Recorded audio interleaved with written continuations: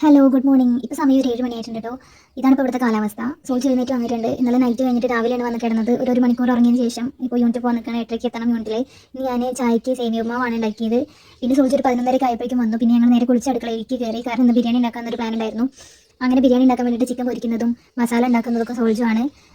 ഞാൻ അരി കഴുകി വൃത്തിയാക്കിയതിന് ശേഷം കുക്കറിലിട്ടിട്ട് ഒരു വിസിലടുപ്പിച്ചൊരു ഗീ റൈസ് മാത്രമാണ് ഉണ്ടാക്കിയത്. അതിനുശേഷം ആ ഗീ റൈസും ഈ മസാലയും കൂടി ലെയർ ചെയ്തിട്ട് അവൾ ജസ്റ്റ് ഒന്ന് ആവി കയറ്റി സ്റ്റവ് ലോ ഫ്ലെയിമിൽ ഇട്ടിട്ട് അത്രമാത്രം ചെയ്തത്. അതാണ് ഞങ്ങൾ തട്ടിക്കൂട്ട് ബിരിയാണി. കാരണം എന്താ വെച്ചാൽ നമ്മുടെ നാട്ടിലത്തെ ജീര റൈസ് ഒന്നും ഇവിടെ കിട്ടില്ല. ഇവിടുത്തെ ഒരു ബസ്മതി റൈസ് മാത്രമാണ് കിട്ടുക. അതിൻ്റെ വെറൈറ്റീസ് ഒരുപാട് ഇവിടെ ഉണ്ട്. പക്ഷേ നമ്മൾ അത് വെച്ചിട്ട് തട്ടിക്കൂട്ട് ബിരിയാണി ഉണ്ടാക്കുന്നു എന്ന് മാത്രം. പക്ഷേ കുഴപ്പമില്ല, തരക്കേടില്ല, അത് വന്നിട്ടുണ്ട്. കാരണം നാട്ടിൽ ബിരിയാണി കിട്ടാതെ നമ്മൾ വീട്ടിലുണ്ടാക്കുമ്പോൾ ഇവിടുത്തെ ബിരിയാണി കഴിക്കുന്നതിനെക്കാട്ടിലും നല്ല നമ്മൾ ഉണ്ടാക്കി കഴിക്കുന്നതാണ്. അതാണ് കുറച്ചുകൂടെ നമുക്ക് നാട്ടിലൊരു ഫീൽ കിട്ടണമെന്ന് നമ്മൾ വീട്ടിലുണ്ടാക്കി കഴിക്കുക നല്ലത്. കാരണം ഇവിടെ പുറത്തുനിന്ന് കിട്ടുന്ന ബിരിയാണി ഇവർക്ക് ബിരിയാണിയാണ്, പക്ഷേ നമുക്കത് ബിരിയാണി അല്ല.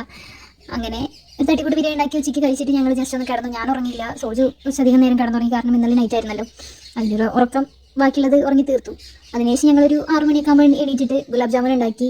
ഗുലാബ് ജാമുൻ ഇവിടുത്തെ പുറത്തത്തെ ഗുലാബ് ജാമുൻ അടിപൊളി ടേസ്റ്റാണ്. അപ്പോൾ ഇടയ്ക്കിടയ്ക്ക് ഞാൻ വാങ്ങി കഴിക്കാറുണ്ട്. അപ്പോൾ ഒന്ന് വീട്ടിലുണ്ടാക്കി നോക്കിയാലോ എന്ന് വിചാരിച്ചിട്ട് ജസ്റ്റ് ഒരു അതിൻ്റെ ബാറ്റർ ഉണ്ടാക്കുന്ന പൗഡർ ഉണ്ടല്ലോ, അതൊന്ന് മേടിച്ചിട്ട് ഞങ്ങളൊന്ന് ട്രൈ ചെയ്ത് നോക്കുകയാണ്.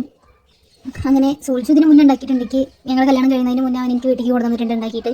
പക്ഷേ അത് കുഴപ്പമുണ്ടായിരുന്നില്ല. അവൻ അത്ര എക്സ്പേർട്ട് എന്നല്ലെങ്കിലും അത്യാവശ്യം കുഴപ്പമില്ലാത്ത രീതിയിൽ ഉണ്ടാക്കും. പക്ഷേ ഇവിടുത്തെ ഗുലാബ് ജാമുനും സ്വീറ്റ്സ് ഒക്കെ ഭയങ്കര ടേസ്റ്റ് ആട്ടോ.